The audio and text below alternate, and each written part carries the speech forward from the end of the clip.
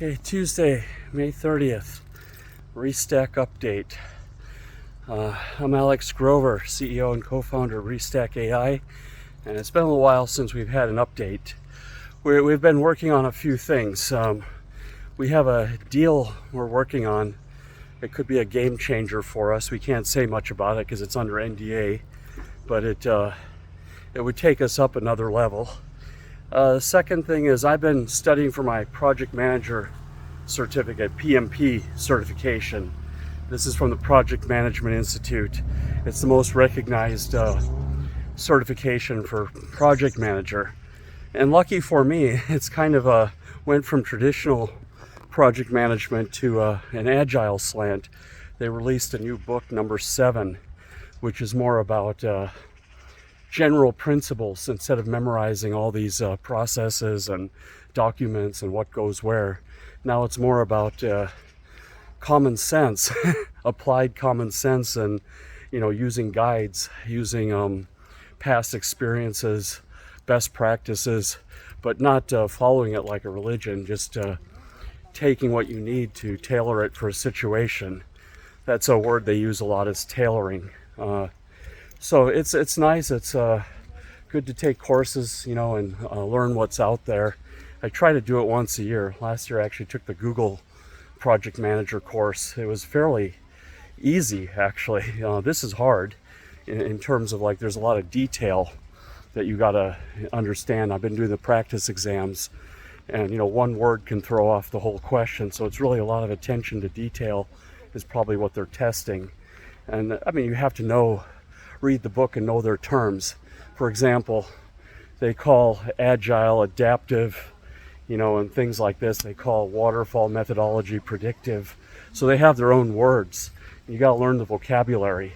So if I was studying this, I would first, go in the glossary and spend a couple hours just learning the vocabulary. So when you're reading the book, you understand what they're talking about. And that's what I did. So I read the book, then read the glossary. I did it backwards. And then I started going into all these prep courses and practice tests. That's where I am at now. And then just studying up on the stuff I miss, and then wait a few days and then retake the the practice test. And scores are rising. And more importantly, I understand what I'm doing. There's a big time pressure on the test. You only get roughly 75 seconds per question. If you had 2 minutes per question, it would be super easy. But the tests are about doing things under pressure.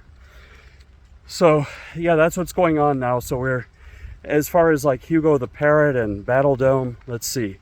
Battle Dome, the season 2 grant, we're getting ready to do a tournament and then close. The Pioneer grant is in the process of being closed.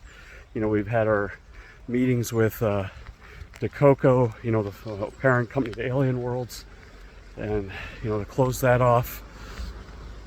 It's raining out here, so it's fogging up the camera. Let me just see. There we go.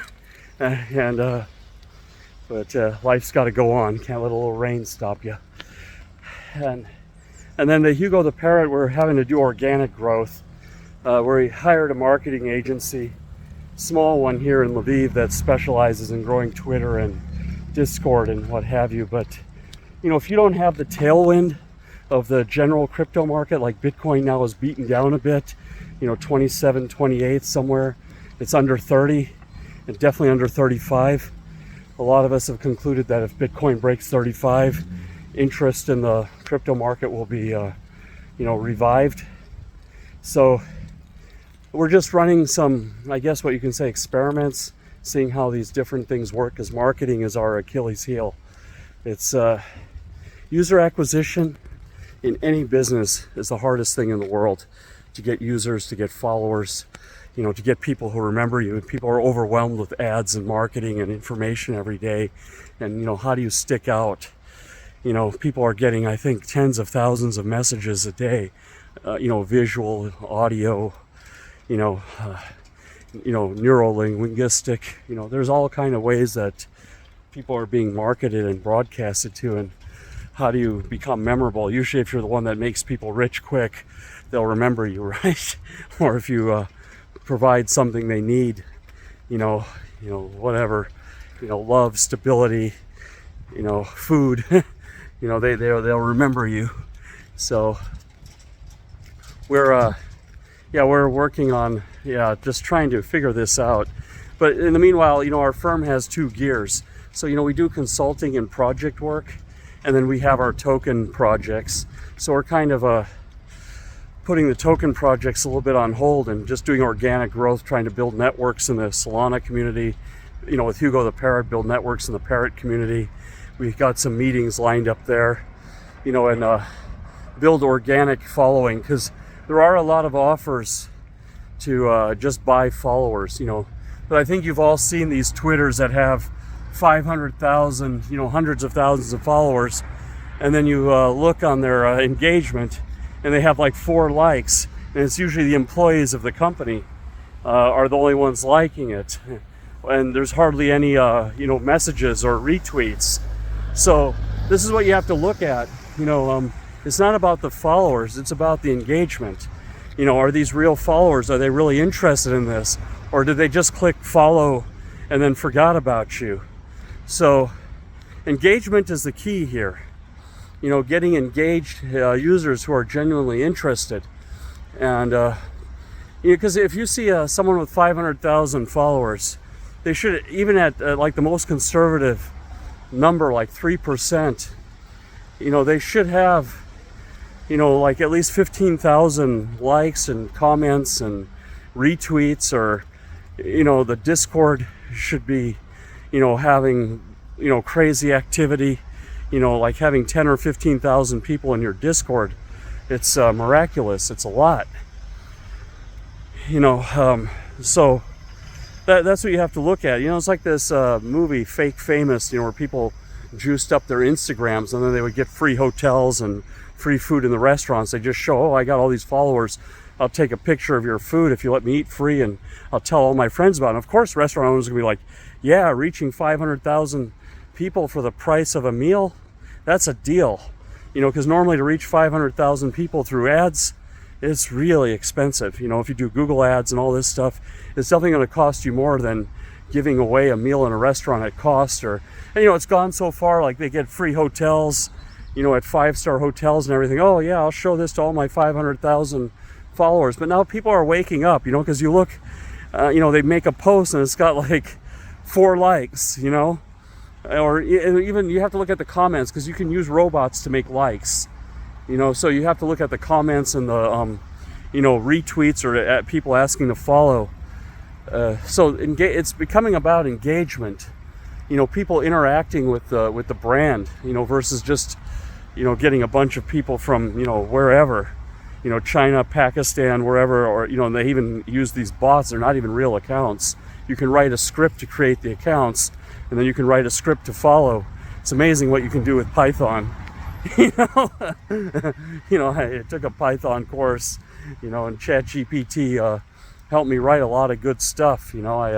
So it's even going to get, you're going to see more of this. Like everyone with 500,000 followers pretty soon is going to have 5 million followers, and then they'll have like 10 comments or something. So that's where you have to look. That's what you have to look at, is the engagement. You can also cross-check. So if they have a huge number on Twitter or something, and then you check their Telegram channels, and then you check their LinkedIn. LinkedIn has a KYC. It's very hard to fake an account on LinkedIn. To see how many people are following them on LinkedIn or following them on Facebook. I think Facebook you can still bot, and there's a lot of this going on. But some of them are better than others. Reddit too. I don't know, Reddit is not botted, but there's a lot of people hiding. But if you're seeing 500,000 likes on or 500,000 followers on Twitter, and then they put something on Reddit and there's only one upvote, and it's probably the person who posted it, and maybe if sometimes you see 4 or 5, but that could be employees in the company that were told you better upvote this or you're going to get fired. So this is a tool set. Actually, once I'm done with this project manager exam, I'll go back into Python mode. It's something I want to do for one of my demonstration projects, work on the weekends on this to create some engagement analyzer, some tool that we could put on our website where people could, put in a Twitter account, and then it can be cross-checked and get like an engagement score. Like, how good is the engagement on this, to see if this is truly, like Hugo the Parrot, the guy puts up, a guy has like 44,000 followers, and you look at the comments, it's like crazy. Gets a lot of comments, gets a lot of likes, people are writing things, so, because, he didn't have any financial motivation. It was just something he was doing for fun, and it caught on, so that's like genuine followers, genuine engagement. So we maybe benchmark against some pet blogs. So, you take these like crypto projects and you compare them to people posting about their pets, who don't have any financial interest. And that might give you a good idea of what the engagement should be, at least as a comparison. My guess is like 2 or 3% of the followers should be actually interested. The rest of the people just like followed, yeah, whatever, I'll follow you, it's cool, So, yeah, that's kind of the theme. That's where we're at. So, we're, like I said, we're working on a deal. We are, kind of in a holding pattern. I wouldn't say kind of, we are. We are in a holding pattern right now, until the crypto market, with our crypto-related, community-related projects, until the market, we get a tailwind, because there's no point, spending our marketing money now and then it won't get any traction. You want to spend it when people are coming into the space, when the interest is going up and people are just interested in, all of a sudden they become interested in everything. It's like the housing boom. All of a sudden everybody's taking a course on how to buy a house. Everyone is trying to become an expert on houses. It's just the same way with crypto, when there's a tailwind, and then we can catch that wave and we get some momentum. Right now there's absolutely it's all crickets right now. And summer is coming. That makes it all the harder. And even with this kind of weather, people are outside and having a good time. So anyway, that's all I got. I gotta hit the supermarket, get some food this morning. I ate a lot of food studying yesterday. It's like I haven't studied like this for an exam since college, I think.